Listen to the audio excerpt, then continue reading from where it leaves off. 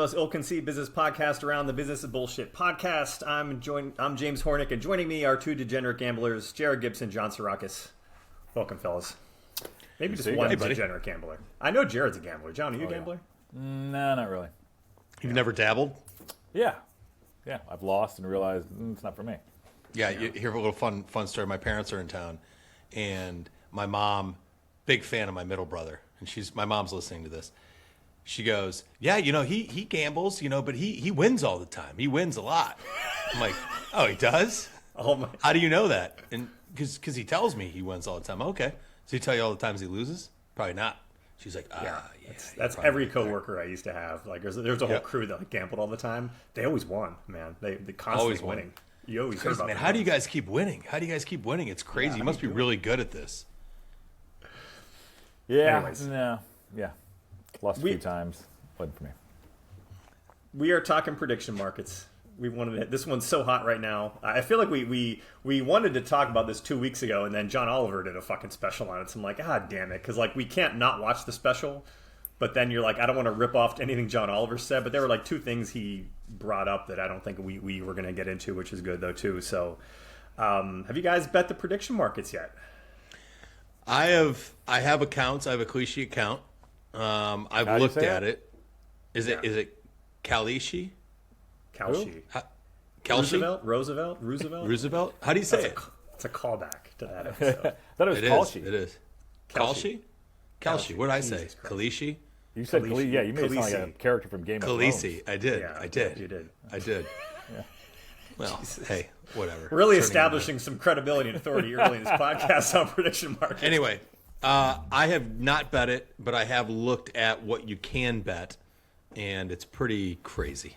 It's absolutely insane that some of this stuff is legal right now, and this is what we're going to talk about.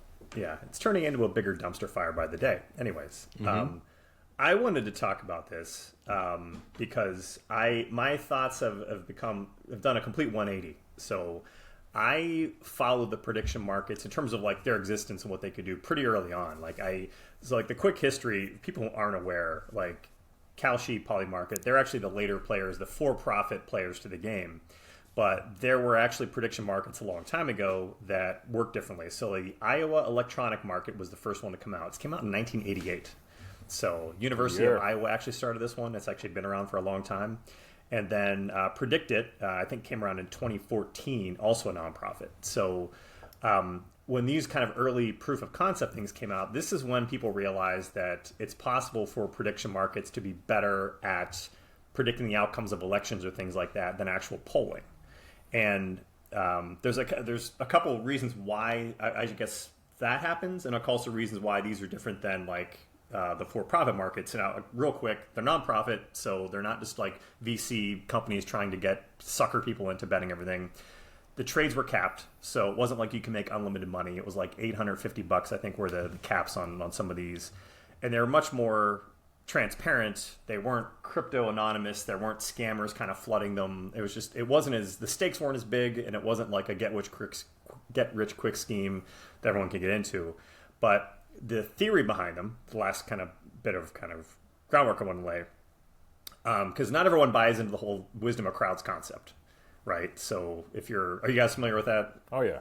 Okay, so if everyone's betting on something, it's just going to work out that it's how sports betting works. It's how the favorites become the favorites. Yes, Vegas sets the initial line, but it just tends to work out that the favorites end up winning more games. Right? It's because as the betting odds change because people are involved. One is it's incentive alignment and it's information aggregation. So if you were just like Jared, you would have a very different opinion on what the Cleveland Browns or what the Ohio State Buckeyes are going to do based upon if you're putting money on it versus you're just kind of speaking extemporaneously what you think is going to happen. Would you agree with that? Mm-hmm. Yeah, you would sure. And you would be much more fair. Yeah, it'd be much more fair and accurate with your opinion if there's money on the line. But it's why people bet. If there's a game on TV that I don't have a rooting interest in, I can quickly give myself a rooting interest by putting some money on something. Sure, I'm just saying so. That's a different concept, but yeah, it forms my opinion. It forms my opinion on what's going to happen. Yeah, I'm more saying that you'll be more honest about your own teams if there's money on the line versus not. Sure. So Like if you're betting, if you want to say that you think the Republican or Democratic candidate's going to win, you're going to say one thing, but if you're putting money on it, you might say something differently. Is the theory behind it, and that's why I say it out loud to try to convince myself that it was a good bet. Yeah, correct. And then the information aggregations, when you put all these bets together, is kind of how the theory works. Now that was before profit motive entered the game, and degenerate betting entered the game, and social media entered the game. And if you have been living under a rock the past few months, the amount of controversy that's surrounding. I mean, there was literally a guy in the armed forces who got arrested for making a bet on the extraction of Maduro from Venezuela. He made about $400K because he was on the team that was going to extract the guy. And he bet the market. So insider trading, and I guess that's another concept too. In the traditional, I guess the last groundwork, insider trading from a traditional standpoint really means if you are part of a company, like you have to be part of a company that's regulated and securities based from a legal standpoint. If you're an executive at a company and you disseminate information, like that's illegal. But if you weren't part of that company, it's not illegal if you somehow found information. The problem is that there's no regulation around this. Like there's like these betting markets and things, they aren't companies. So there's no laws against insider trading because technically speaking, there's no like formal structure that this person was responsible for. But from a just using it as a terminology standpoint, it's pretty clear you can affect the outcomes of these things and trade on information nobody else has. And to some extent on some of these bets, it's immoral when you're talking about life and death kind of situations. So that's what we want to talk about, because like the amount of money getting pumped into this, as well as the amount of these situations where it's pretty clear something shady's going on, it's just escalating and getting further out of control. This is an interesting episode for me because I think most people understand what's going on, and all we see is what's going surface level, what we see on the news or on X or whatever it is. And it does seem shady. I'm obviously not an expert in this. None of us really are an expert in this.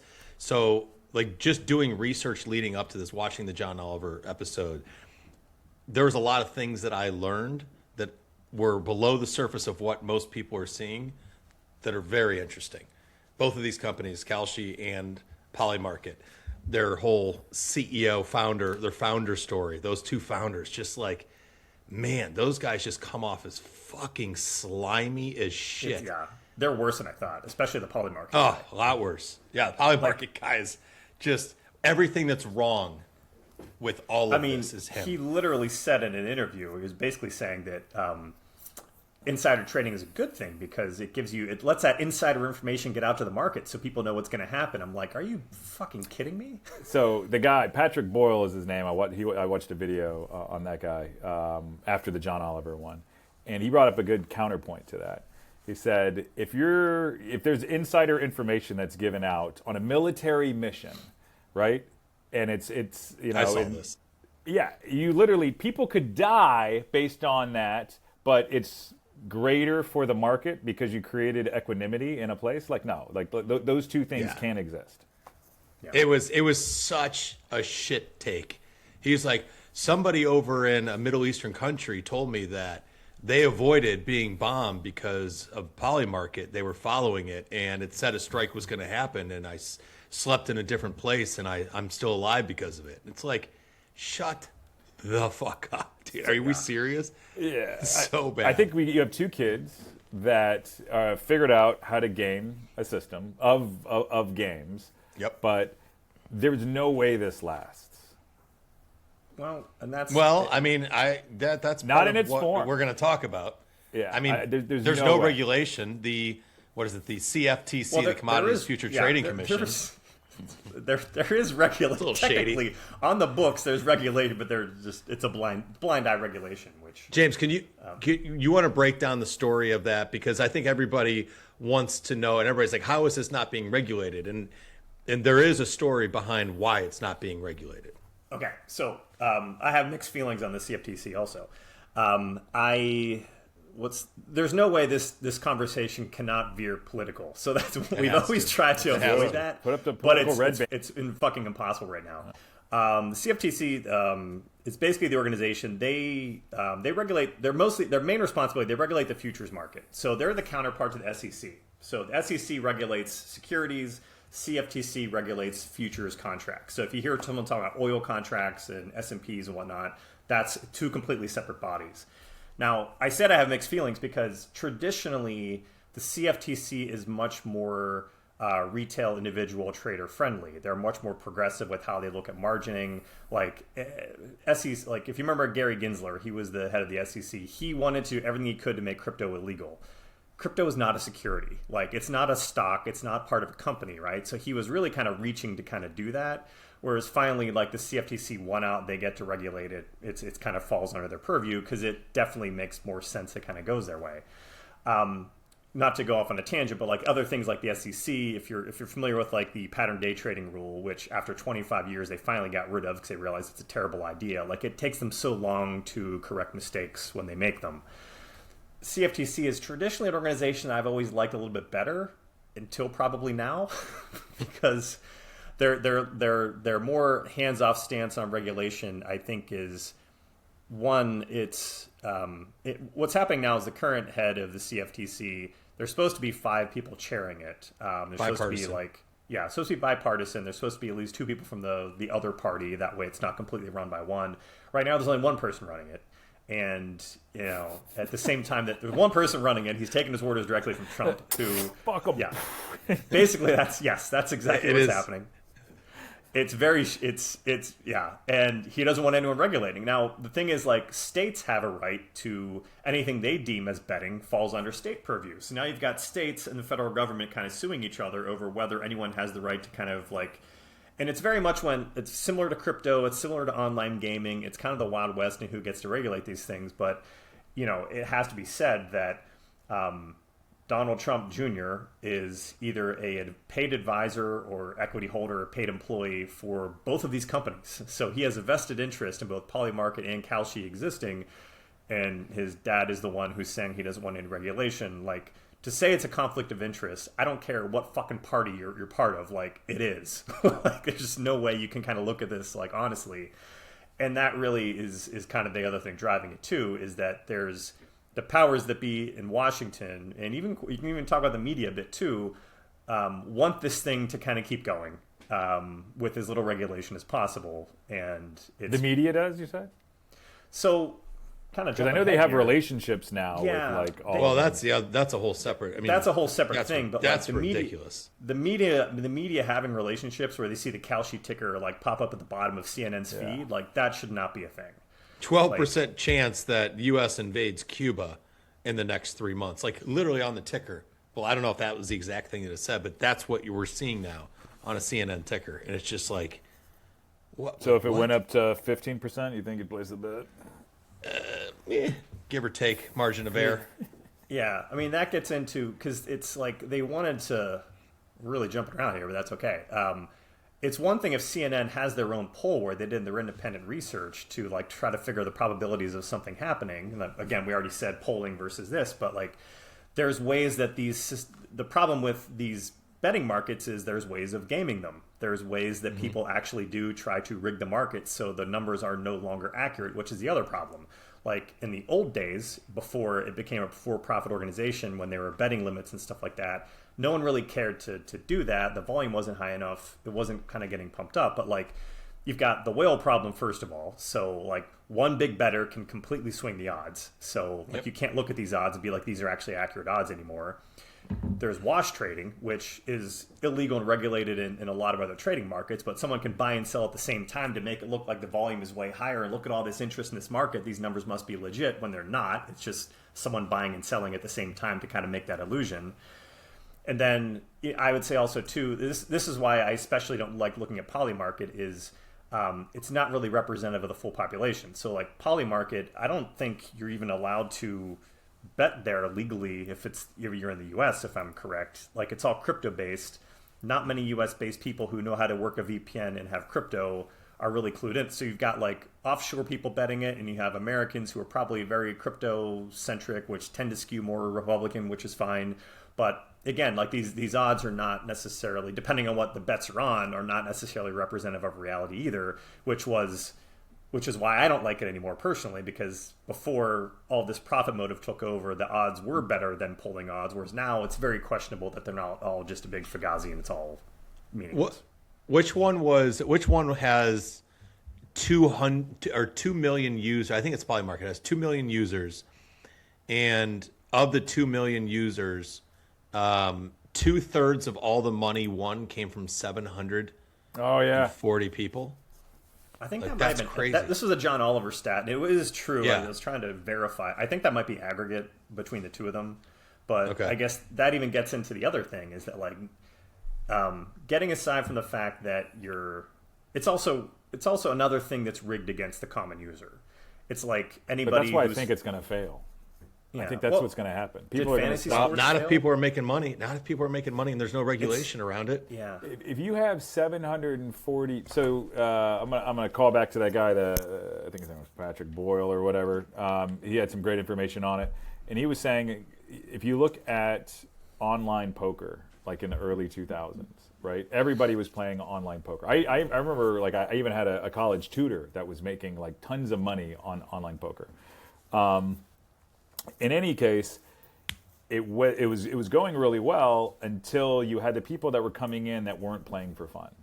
They were coming to clean house, and they cleaned house to the point everybody was like, "Dude, I'm not playing online poker anymore." So Yeah. I think it's called the sharks and fish situation. So when the sharks come in, they're going to eat up all the fish, and then sharks aren't going to eat up the other sharks, and then essentially market's going to fail. They're saying the same thing is going to happen here, because you already have algorithms and bots and things that are learning these behaviors and patterns that are going to be able to take the other side of the bet, and then they're going to be able to hedge against it. And I think at that rate, it's just going to become borified. It's going to become regulated to some extent, and then you're going to get a lot of the people that are just trying to have fun wash out.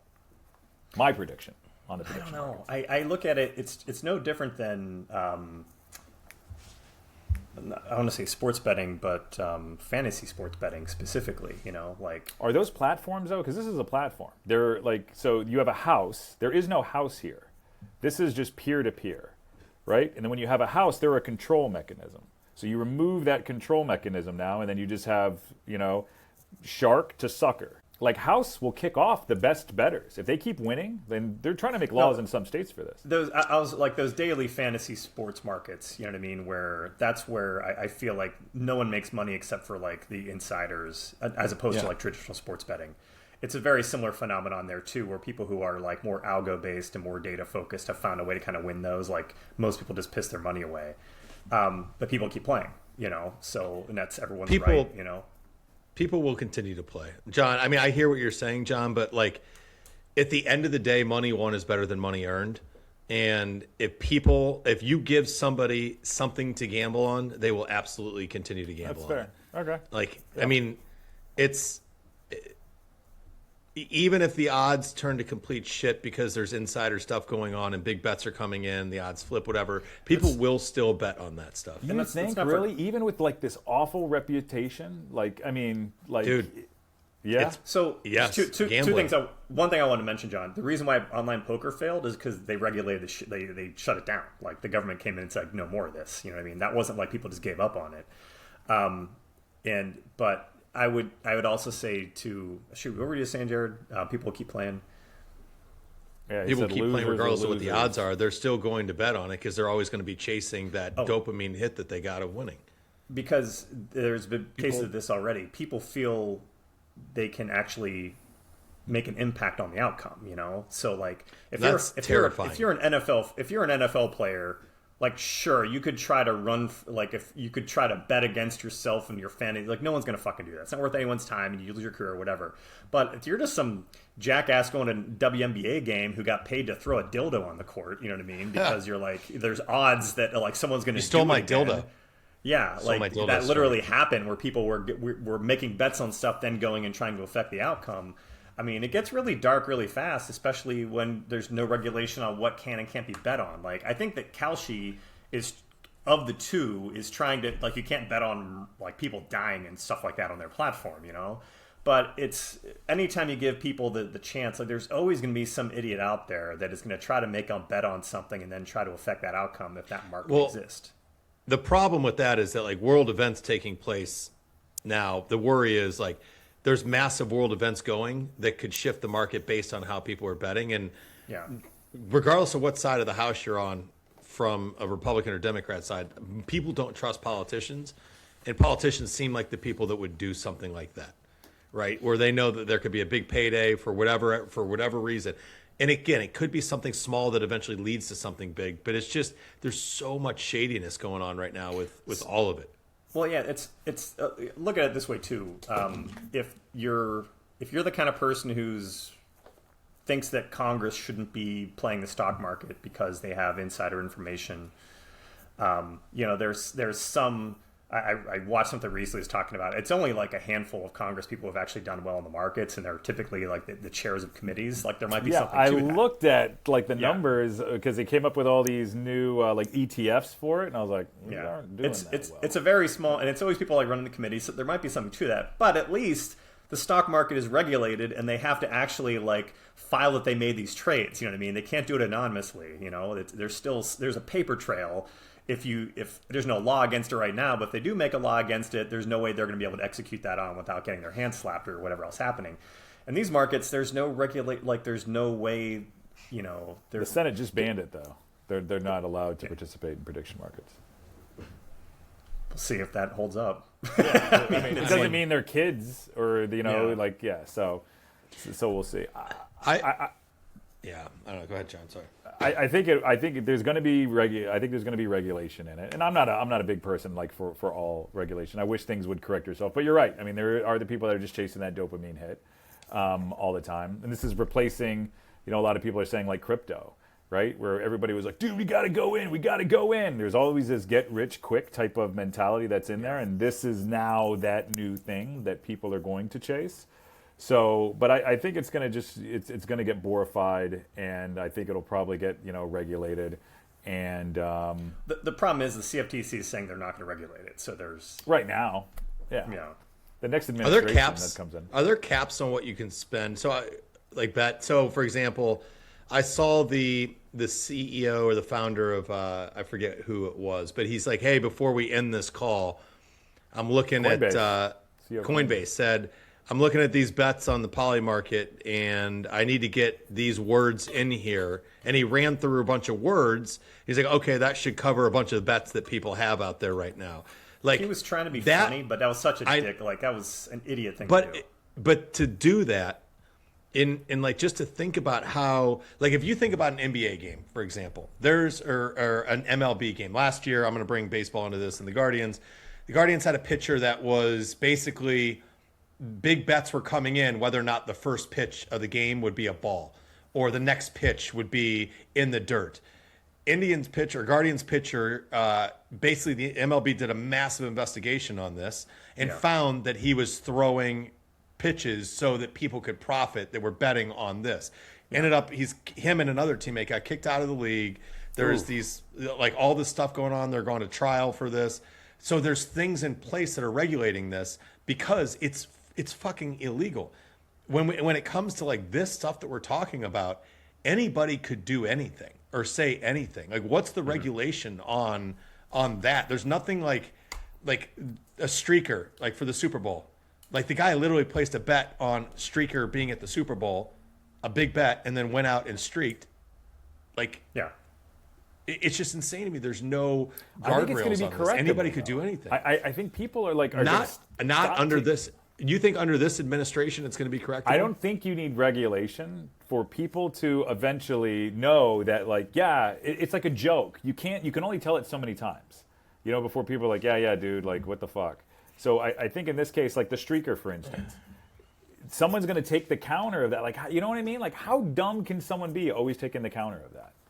Am I just like an optimist here or something? Do you know what I mean? Like, you think that people are going to regulate themselves? Like, people are going to stop doing these dumb bets because there's not going to be more idiots born tomorrow? No. I think people are going to be doing the bet like, oh, hey, there's going to be a streaker, there's going to be these others. But I think there's going to be fewer people that are going to be taking the counter of those. So it would be a self-correcting problem because it's manipulatable. Do you know what I'm saying?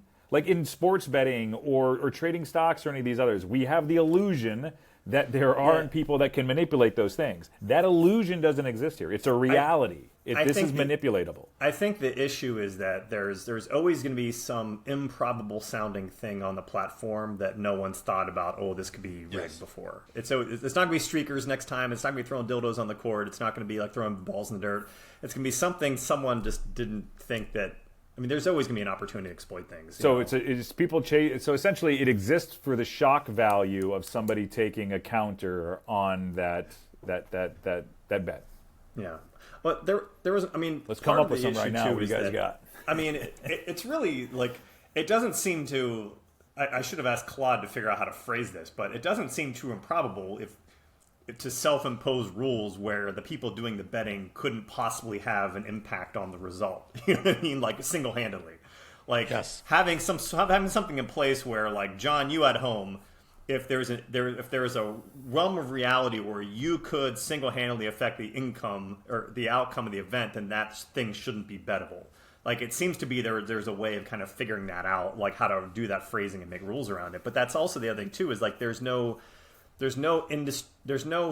regulating industry body, you know, like the financial industry has FINRA. Like there's all kinds of different organizations in the world that like regulate their own industries. That way, you know, they don't get their hands slapped by the government. You know what I mean? Like proactively.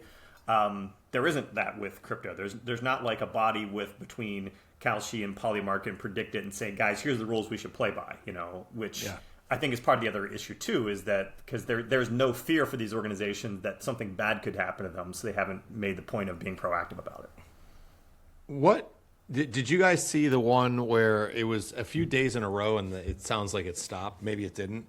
The who's the press secretary? What's her name? Carolyn Levitt. Yeah, was cutting meetings abruptly, and there was big bets that were being placed on how long the press briefings would last.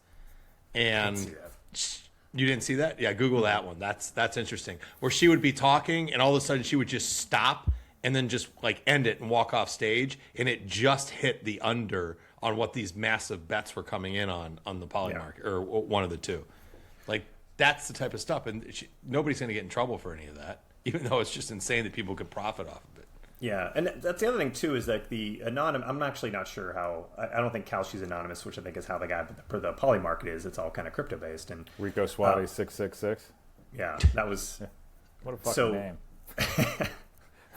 I'm pretty sure the guy who got busted on the Maduro Venezuela thing, he used Kalshi with his regular email address like a moron, and that's how he ended up getting caught or something like that. But because the thing we haven't talked about is the fact that people had clearly been profiting off whatever Trump tweets before some big news related to Iran. Like, that's kind of like the lead story kind of with all this stuff, and that's happened a bunch of times. And the difference between the futures markets and some of these prediction markets, like the futures markets, like if doing with oil or S&P 500 pre-market, every trade is trackable. You know, there's no way someone can do that anonymously between the CME and the CFTC. Like, there's a way to like do a history and find out if someone was actually juking the markets. And I also have to say, like, just because Trump tweeted something, someone made money off it, there are literally prop firms who are studying Trump's tweeting patterns and what could possibly happen. And you hear when these big hits happen, you don't hear every time that someone makes a big bet that doesn't pan out because nothing got tweeted. So like, we don't know for sure which of these things were rigged. It just looks suspicious. But with prediction markets, you don't have the same paper trail, especially with Polymarket, you know. And there's been plenty of times where, and we don't even know if there's a law against it. What if it came out tomorrow that someone in Trump's cabinet was making money off of like Polymarket? Is that even a crime? Like, you know what I mean? It's a crime if it's the futures market. You said what if? Like, you said what if? Yeah. What if? I know, yeah. Seriously. Trying to be fair here.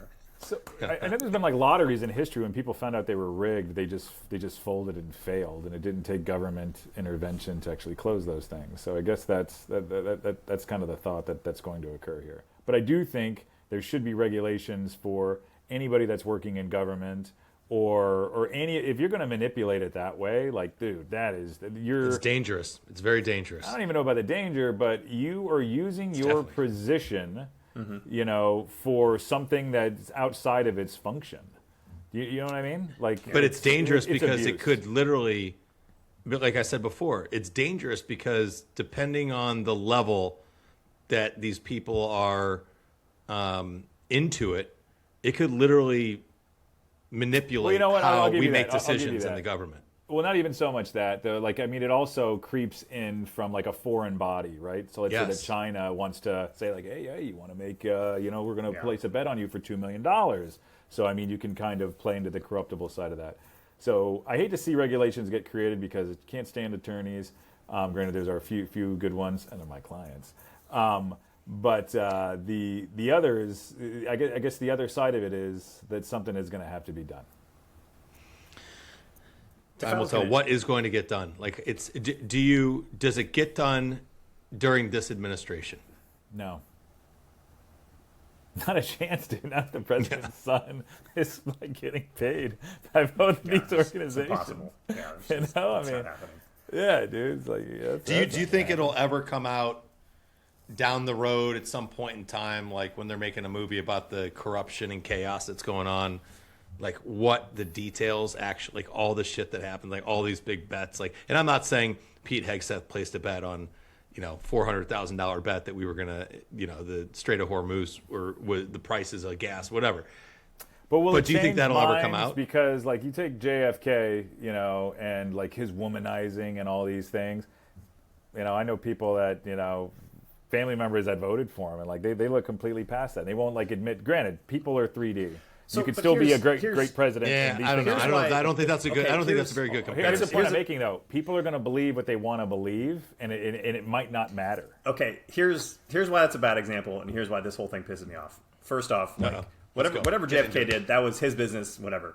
When you're talking insider trading, it doesn't matter if we're talking stock market, if you're talking futures market, if you're talking predictions markets.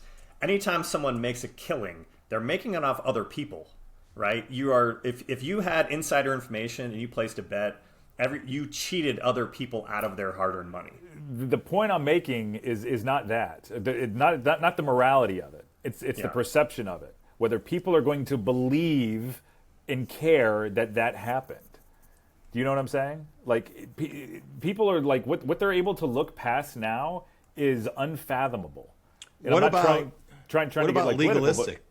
What do you about mean? legal ramifications down the road? Legal is only as good as the steam you can put behind the enforcement body of it. Like, I mean, just think of like when you get like a DA in some realm that's on the opposite side of a political party. Like, if they can get charged up and they can get the backing, they'll actually have action.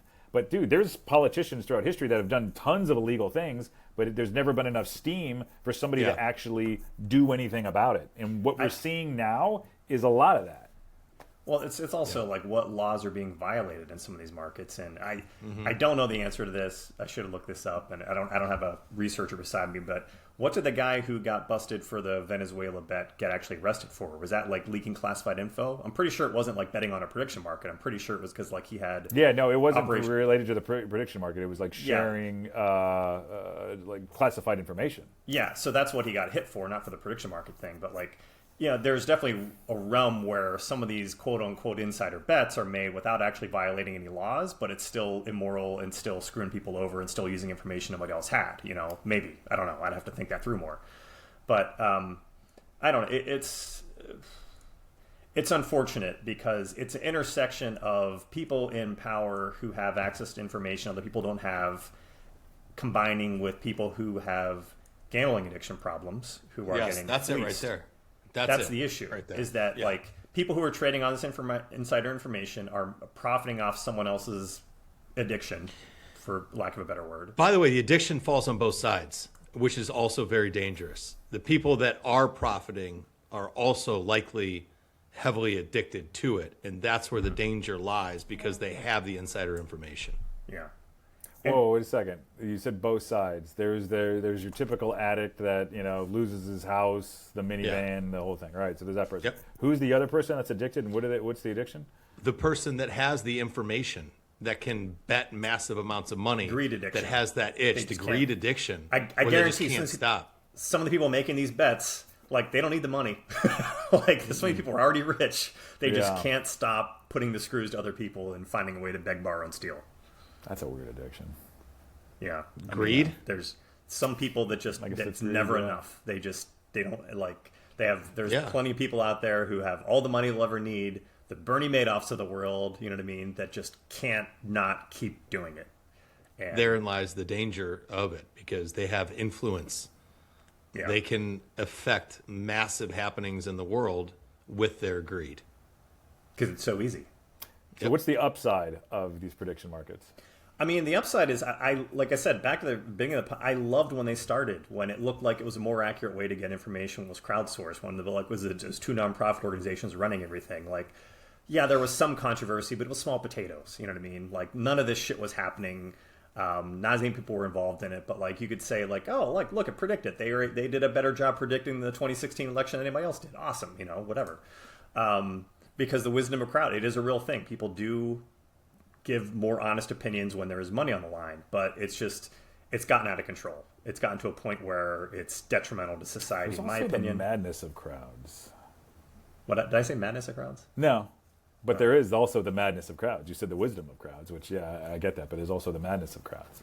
Yeah, could be that. But the crowd. So, to explain the crowd thing to me, because in sports gambling, the smartest bet is to bet against the public, right? Whatever the public's betting, you go the complete opposite, and your odds are probably better that you're going to win because the public always loses.